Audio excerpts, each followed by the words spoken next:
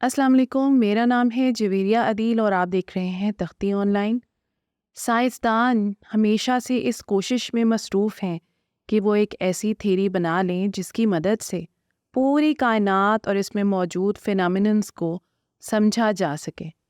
اس theory کو theory of every thing کہا جاتا ہے۔ اس تھیری کی تلاش میں اسٹیفن ہاکنگ کے ساتھ ساتھ کئی سائنسدانوں کی زندگی بھر کی جدوجہد شامل ہے۔ سائنسدانوں کا ماننا ہے کہ string theory theory of every thing کی تلاش میں مرکزی کردار ادا کر سکتی ہے، جبکہ کئی سائنسدانوں کا تو یہ بھی ماننا ہے کہ دراصل string theory he theory of every thing ہے۔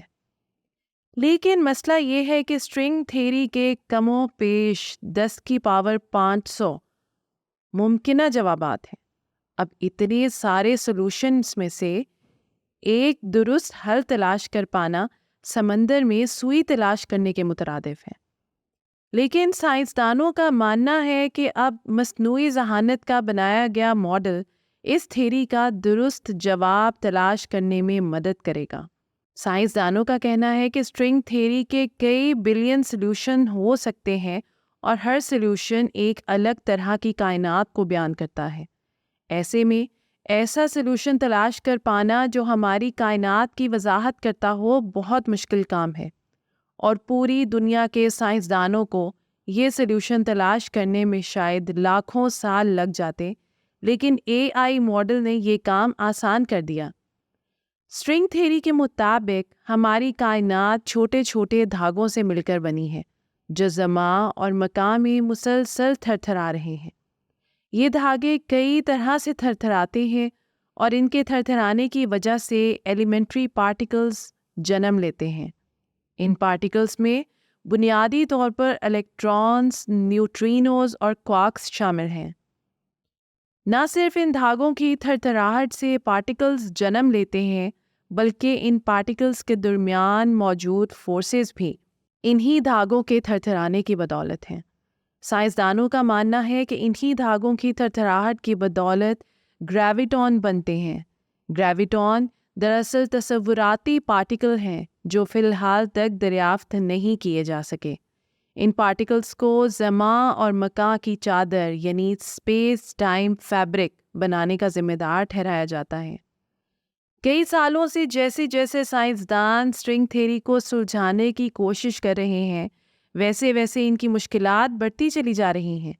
اس تھیری کے لیے نہ صرف اضافی ڈائمنشنز کی ضرورت ہے، بلکہ کئی طرح کے ایسے پارٹیکلز کا دریافت ہونا بھی لازم ہے جن کا فی الحال تک تو مشاہدہ بھی نہیں کیا جا سکا۔ لیکن اس سب میں سائنسدانوں کو جو سب سے بڑا مسئلہ درپیش ہے وہ اس تھیری کے جوابات کا ہے، کیونکہ اس سے پہلے بیان ہو چکا کہ اسٹرنگ تھیری کی ایک مساوات کے 1 سینٹیلین سے بھی زیادہ حل نکلتے ہیں، اور ہر ایک حل ایک الگ کائنات کو بیان کرتا ہے۔ ان جوابات میں سے ہمیں وہ جواب تلاش کرنا ہے جو ہماری کائنات میں موجود پارٹیکلز اور فورسز کی وضاحت کرتا ہو۔ لیکن اس تھیری کے اتنے زیادہ جوابات ہی مسئلہ نہیں، بلکہ میتھمیٹیکل پوائنٹ آف ویو سے ان میں سے کسی ایک حل میں قابل مشاہدہ ایلیمنٹس اور فورسز کو تلاش کر پانا بھی آسان کام نہیں۔ اس لیے اب سائنسدانوں نے اپنی توجہ مصنوعی ذہانت کے مختلف الگورتھمز کی طرف مرکوز کی ہے تاکہ اس سلسلے میں آرٹیفیشل انٹیلیجنس سے مدد لی جا سکے۔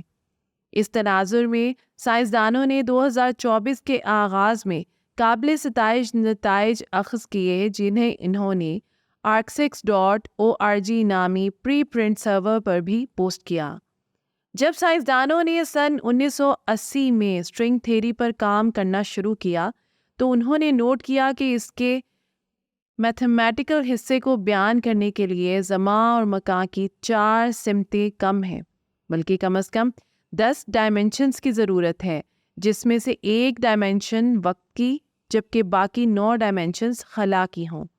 سائنسدانوں کا کہنا تھا چونکہ ہم اپنی کائنات میں 3 ہی ڈائمنشنز دیکھ پاتے ہیں تو یقیناً باقی کی 6 ڈائمنشنز اتنی چھوٹی اور فولڈ ہوئی ہوں گی کہ ہم انہیں نوٹس تک نہیں کر پاتے۔ اس کا مطلب ہے کہ خلا کے ہر نقطے پر 6 ایسی چھوٹی چھوٹی ڈائمنشنز موجود ہیں जिन्हें माइक्रोस्कोप की मदद से भी नहीं देखा जा सकता। स्ट्रिंग थ्योरी को समझने के लिए ये जानना इंतहाई अहम है कि 6 डायमेंशंस किस तरह काम करती हैं और ये खला में कैसे मौजूद हैं, क्योंकि हम ये जानकर ये जान सकते हैं कि स्ट्रिंग्स किस तरह वाइब्रेट करती होंगी और इनकी मुख्तलिफ वाइब्रेशन से कैसे मुख्तलिफ तरह के पार्टिकल्स और फोर्सेस पैदा होती होंगी। साइंसदानों का मकसद है कि वो खला की इस ज्योमेट्री को समझ सकें ताकि कायनात के छुपे हुए राजों पर से पर्दा हटाया जा सके। साइंसदानों ने इस 6 डायमेंशनल स्पेस टाइम की शेप के लिए कुछ कवानीन मुकर्रर किए हैं, लेकिन इन्हें इन कवानीन से हटकर भी शेप्स मिल रही हैं जो परेशान कुन है। एक अंदाजे के मुताबिक कायनात में शायद इतने पार्टिकल्स नहीं हैं जितनी 6 डायमेंशनल सिस्टम की ज्योमेट्रीज मौजूद हैं, और इन फोल्डेड डायमेंशंस के साइज़ और शक्ल का सही से अंदाज़ा लगा पाना भी अपने आप में एक चैलेंज से कम नहीं।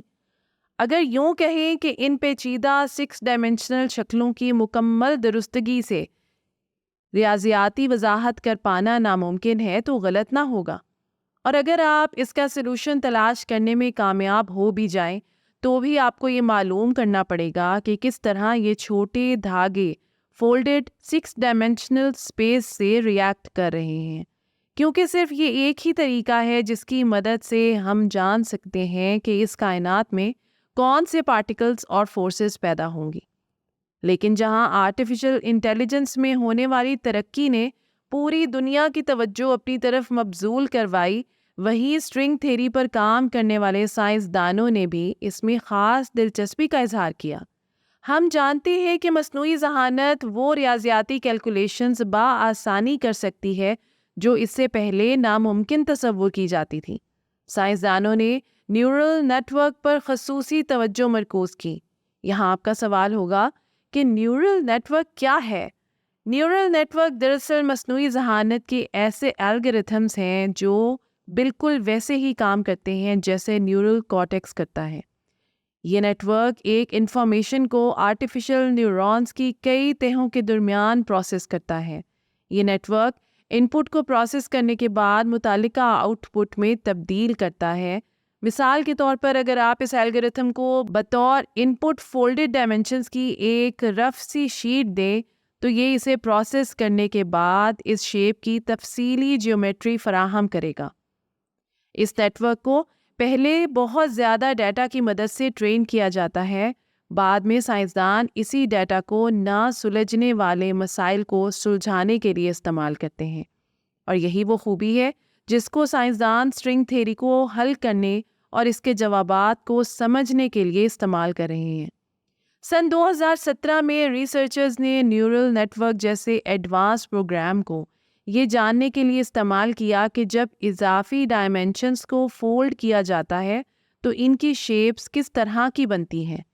फिर ऑक्सफोर्ड यूनिवर्सिटी से एंड्रे कॉन्स्टेंटिन ने एक टीम की रहनुमाई करते हुए 2024 के आगाज़ में प्री प्रिंट पेपर शाया किया।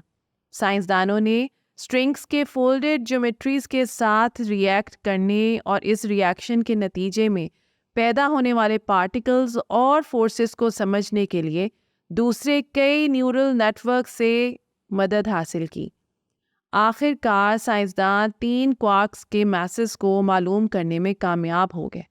उन्होंने इस कामयाबी का जिक्र 2024 के आगाज़ में शाया होने वाले पेपर में भी किया। ताहम साइंसदानों ने इन क्वार्क्स का जो मैस मालूम किया है वो हमारी कायनात में मौजूद क्वार्क पार्टिकल से नहीं मिलता, लेकिन इसके बावजूद भी ये बहुत बड़ी कामयाबी है, क्योंकि अब साइंसदानों को उम्मीद है कि वो कायनात की इस ना सुलझने वाली मिस्ट्री को सुलझाने में कामयाब हो पाएंगे।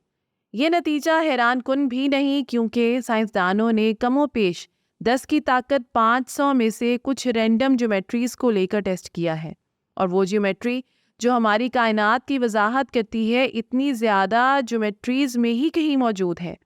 इस वजह से अब साइंसदान इस बात पर गौर कर रहे हैं कि पहले किसी तरह से ज्योमेट्रीज के इतने बड़े नंबर को महदूद किया जा सके ताकि जो ज्योमेट्रीज बाकी बच जाएं इन पर न्यूरल नेटवर्क अप्लाई करके इनका मुशाहिदा किया जा सके।